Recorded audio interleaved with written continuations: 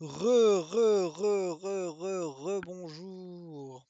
On se retrouve pour la dernière capsule de la quatrième partie de l'atelier et du coup la dernière partie de cet atelier. Après tout ce temps, on voit finalement la lumière au bout du tunnel. Il nous reste plus qu'une seule étape pour terminer ce tutoriel et vous serez en mesure de lancer vos projets. Je dis ça pour la session d'automne 2025. Je ne sais pas si dans le futur on ajoutera d'autres parties à l'atelier, mais pour ceux qui regardent ça en 2025, vous êtes libre après. Ok, donc on s'était laissé sur notre PCB. En fait, c'est pas lui, c'est lui. On s'était laissé sur notre PCB. On l'avait annoté. On l'avait bien annoté. On avait défini chacun de nos connecteurs, c'est quoi la sortie, c'est quoi le pin, on a dessiné Polyloop Atelier, on a bien un petit logo. Bref, on a fait un bon petit PCB, on peut le regarder en 3D, waouh, on pourrait regarder ça toute la journée. Donc c'est ça, on a fait notre projet. Maintenant, tout ce qui nous reste à faire, c'est exporter ce PCB là pour pouvoir l'envoyer à un fabricant pour qu'il nous le manufacture et nous l'envoie. Donc nous à Polyloop on utilise JLC-PCB. C'est à peu près la même procédure pour JLC-PCB, PCPWay et tous les autres. Mais je vais vous montrer ici comment est-ce qu'on le fait pour JLC-PCB. Donc avant de exporter le fichier, je ne sais pas si vous vous rappelez, mais on avait défini des règles, par exemple des règles de clearance. On avait défini plusieurs règles qui dépendent de notre fabricant parce que chaque fabricant a ses limites. Il peut pas produire avec une précision infinie. Bref, du coup, c'est important de les rentrer. Nous, on avait sauté cette étape-là parce qu'on voulait aller vite. Mais dans un vrai projet, dans un gros projet, c'est important de bien remplir le design rule parce que ça nous permet après de lancer quelque chose qui s'appelle le design rule check. Puis ça permet de vérifier si on respecte toutes les règles du manufacturier. Et du coup, si quand on va envoyer notre PCB, tout est bon, il va être capable d'être manufacturé. Donc, je vais prendre pour exemple l'ancien PCB que j'avais fait. On peut aller dans Tool, Design Rule Check. On fait Run Design Rule Check et il nous donne un rapport qui nous dit le nombre de violations qu'on a fait. Donc ici, on en a fait 20. Donc on peut se dire, waouh, c'est beaucoup. Mais après, on peut aller regarder c'est quoi les violations qu'on a fait. Donc on n'a pas respecté par exemple un minimum solder mask silver qui est 0.254. Donc on peut aller voir c'est quoi exactement. Donc si on regarde, c'est la distance entre ces deux condensateurs. Donc en fait, ça vient même pas de nous, c'est cette composante-là. Pourquoi est-ce qu'on a cette erreur? En fait, c'est parce qu'on n'a pas rempli nos design rules au complet. Aussi simple que ça, on l'a fait à la va-vite. Donc ces erreurs-là, c'est rien de dramatique en fait, c'est des trucs que JLC-PCB est capable de faire. Juste, on les a pas définis dans le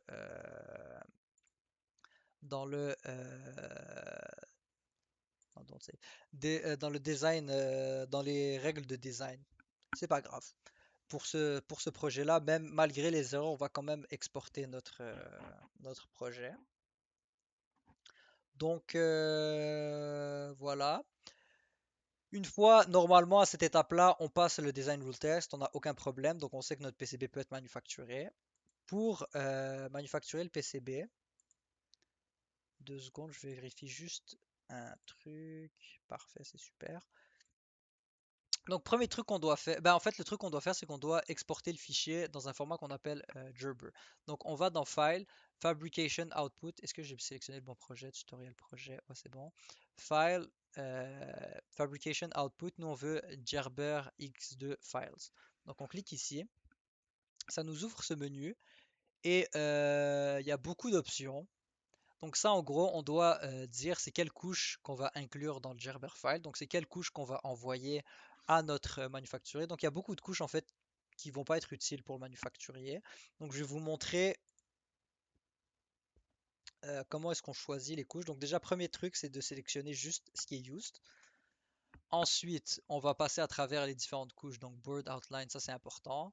Copper, top layer, ça c'est important. Ça c'est important. Ça c'est important. Ça c'est pas important. Ça c'est pas important.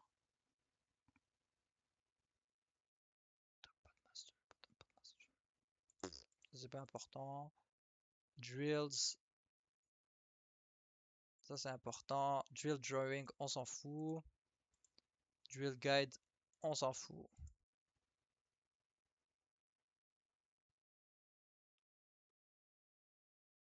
Ah non, ça c'est important en fait, pardon. Ok, donc en fait les trucs qu'on a supprimés c'est les couches mécaniques. Ça en fait, dépendamment de votre projet, ça va être différent. Puis aussi, est-ce que si vous voulez importer les composantes aussi, des fois ça va être différent. Pas si vous voulez importer comment, mais si vous voulez vous le faire fabriquer, ici aussi des fois il y aura des étapes de plus à faire. Mais là ce que j'ai sélectionné dans la majorité de vos projets, ça va être ça. Donc apply. Boom! Ça nous fait un fichier qu'on appelle Camtastic. Donc ça permet de voir toutes les couches. Donc ça c'est cool. Donc on va vérifier que chaque couche fait du sens. On va toutes les désélectionner. Puis je vais vous expliquer un peu ce que chaque couche fait. Donc on commence par top layer. Ben, en fait ça c'est nos traces qu'on a fait. Donc notre routage. Jusque-là ça fait du sens. Bottom layer, ça, c'est les traces qui sont sur la couche du dessous. Donc, on a notre ground plane. Ici, on a tous nos vias. Puis, on a aussi les connecteurs.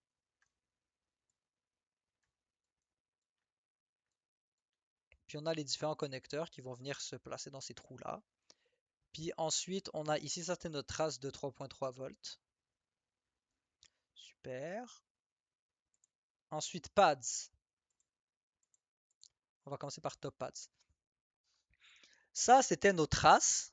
Sauf qu'on ne veut pas que nos traces soient accessibles sur la couche du dessus. On veut juste avoir juste les pins accessibles, comme ça on peut les souder. Du coup, cette couche-là, ce qu'elle dit, elle dit c'est quoi les c'est quoi les endroits de de cette couche-là qu'on veut pouvoir accéder, donc on veut pouvoir souder. Donc c'est cette couche-là. Ensuite, top overlay, ça c'est juste le texte. Ensuite, bottom overlay, on l'utilise pas, du coup il est pas là. Solder mask, ça va être ce qu'on va rajouter par-dessus pour permettre de souder. Bottom, c'est la même chose. Donc ça, c'est ce qui aide à la soudure. Je sais pas si vous avez déjà soudé, mais vous voyez, quand vous mettez, quand vous soudez, c'est facile de souder, ça colle. C'est à cause du solder mask qui permet d'aider. Hop, pardon. Ensuite, cette couche-là, le paste, ça c'est si jamais on veut les faire assembler, ça dit où sont où sont les broches SMD. Donc ça par exemple, si vous le commandez, je peux... c'est qu'il va créer un espèce de masque genre en métal que vous allez placer sur votre PCB et du coup il est capable d'appliquer de la pâte à souder juste aux bons endroits puis ça permet d'automatiser le truc. Donc ça c'est juste si jamais vous voulez soit commander ce masque là pour pouvoir le faire chez vous ou si vous voulez assembler là-bas il faut donner ça. Hop, Mechanical 1 en vrai on aurait pu ne pas le donner parce que Mechanical 1 il donne la... En fait Mechanical 1 il faut le donner, excusez-moi. En fait, c'est Mechanical 1, on aurait pu ne pas le donner parce que c'est dans Profile que le, la structure du PCB est mise. Puis Hole, ça c'est là où les trous vont être mis. Donc c'est pour les vias et pour les connecteurs. Donc voilà, toutes nos couches font du sens. Super, ça fonctionne. On est correct. Boum, boum, boum, boum. Donc là, on peut aller dans notre dossier, donc dans Altium, boom, hop, c'est pas ici, c'est dans tutoriel, pardon, Altium, donc moi mon projet était dans tutoriel, dans Project Output, vous voyez qu'on a plein de fichiers, c'est des fichiers Gerber. Donc eux, on peut les prendre, boum, boum, boum, boum, boum, boum, boum, boum, boum, boum, boum. On va les zipper, compress to zip file, on va l'appeler ADS 1115, super, on peut l'appeler comme ça. Et ça, du coup, ce fichier zip là, on peut le donner à JLC PCB par exemple, il va être capable de construire notre PCB. Donc on peut chercher GLC PCB. Boom, boom. Vous voyez, il peut prendre un Gerber, donc on va venir drop notre .zip. Il va télécharger le fichier.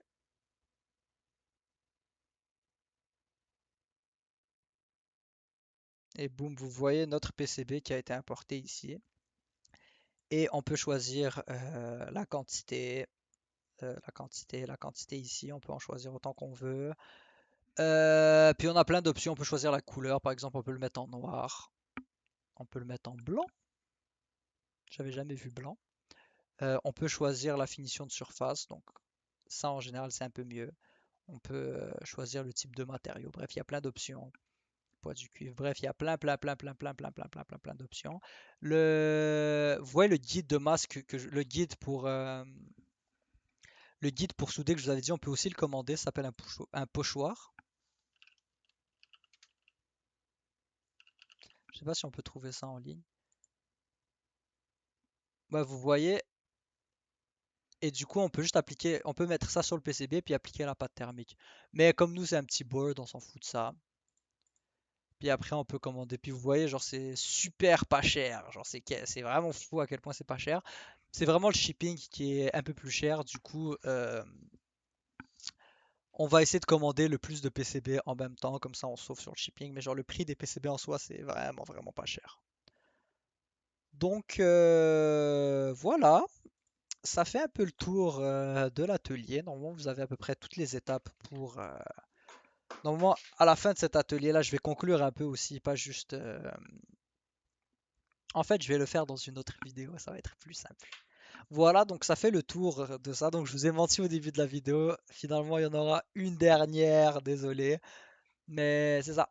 Voilà, merci beaucoup et à tantôt pour la dernière vidéo.